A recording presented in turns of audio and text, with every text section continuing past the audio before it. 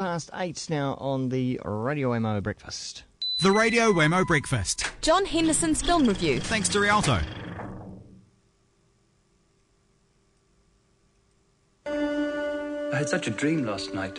I was floating above the trees, with my lips connected to those of a beautiful figure. Whose lips? Were they my lips?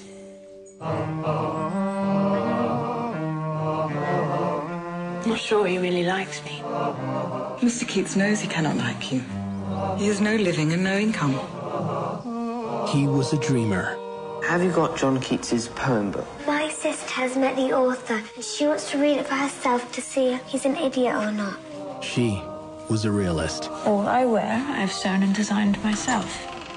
Interim out. Poet's got to do a bit of writing. My stitching has more merit and admirers than your two scribblings put together, and I can make money from it. And it was John Henderson with the film review. Morning, John. Oh, fantastic. That was a good soundbite. We are reviewing Bright Star, which is Dan Campion's first co-production feature film in about 6 years. And it is very, very good.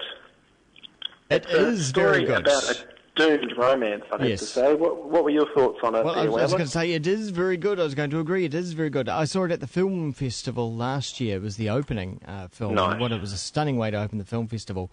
I wasn't expecting I'd enjoy it. I didn't know if I would, because I'd been told it was a chick flick.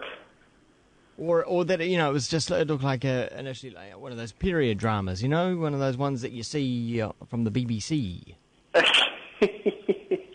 And I think that's because some of the characters we have seen on the BBC before.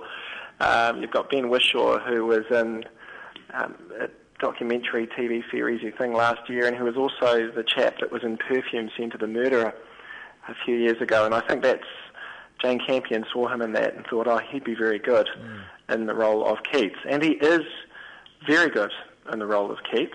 The story is about Keats, who was in the 19th century, and so he basically had no cash at all. He was doing his best to be as good as he could be as a poet, and he had no time for anything else, certainly no time for love. He was lodging at a house. The lady who owned the house had a beautiful young daughter who was quite interested in Keats, but not so much interested in his poetry. He had no time for her. This movie is about how he realises he does have time for her, and she has time for him. He was an eternal romantic, wasn't he? Well, he was one of the best romantic poets of that era, and certainly some of his poetry is still well thought of today. Bright Star is one of his very well-known poems, and it looks like he may well have written it for her. The her I'm talking about is Fanny, daughter of a landlady. Now, it's interesting because Jane Campion has created this movie without much in the way of history or dialogue to go on, so a lot of what goes on is her interpretation of what events would have been like, because yes, he did end up falling in love with the landlady's daughter, and she definitely fell in love with him, and so this story is about how that love played out. And unfortunately, it is a doomed romance because Keats died very young, at the age of 25. And it's no secret that happened. That's true. It's fact. Now, some of the interesting characters in this movie, well, what I thought was interesting about it was the fact that, very similarly to The Piano, this is a story portrayed through the emotions and stirrings of a female lead. So even though the plot is about Keats the poet, it's written from the point of view of Fanny, the landlady's daughter who fell in love with Keats, and her romantic stirrings. And the fact that for a long part of the movie he's actually not that interested in her, but I think he realises about halfway through that she's actually very good for his poetry, which he is trying to perfect. In fact, he sees her as a bit of a muse and realises that when she's around, his poetry actually improves. Yeah. Well, it's there's the story. It did hold me. It did capture me. As you say, it was a romantic and everything, but I don't know. There seemed to be something more to it. I don't know if it was the actors that convinced me, that brought the extra oomph that the story needed to carry through? Well, the acting is very good. I was laughing at Keats's friend Brown, who is also a bit of a mentor to Keats, who's just such a nasty character. Like he's constantly fighting with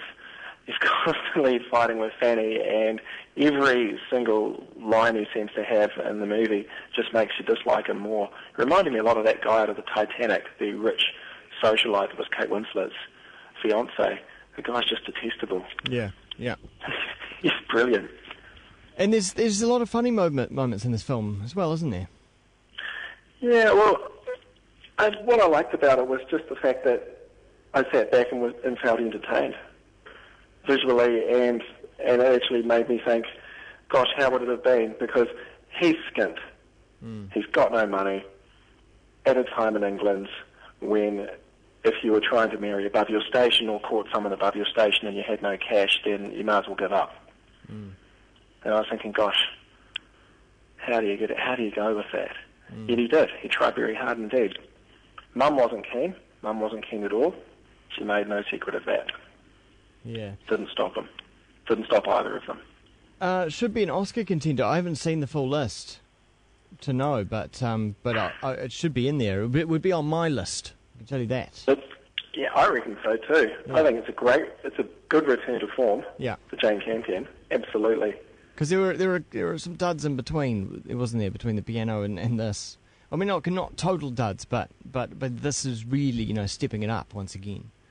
Absolutely. This is a return to form. 119 minutes. I'd have to say it is running around a 4 out of 5, if not a 5. Excellent. Sean Henderson. Bright Star was the film we were just looking at. Thanks very much. And it is a bright star. See you, Wammo. See ya.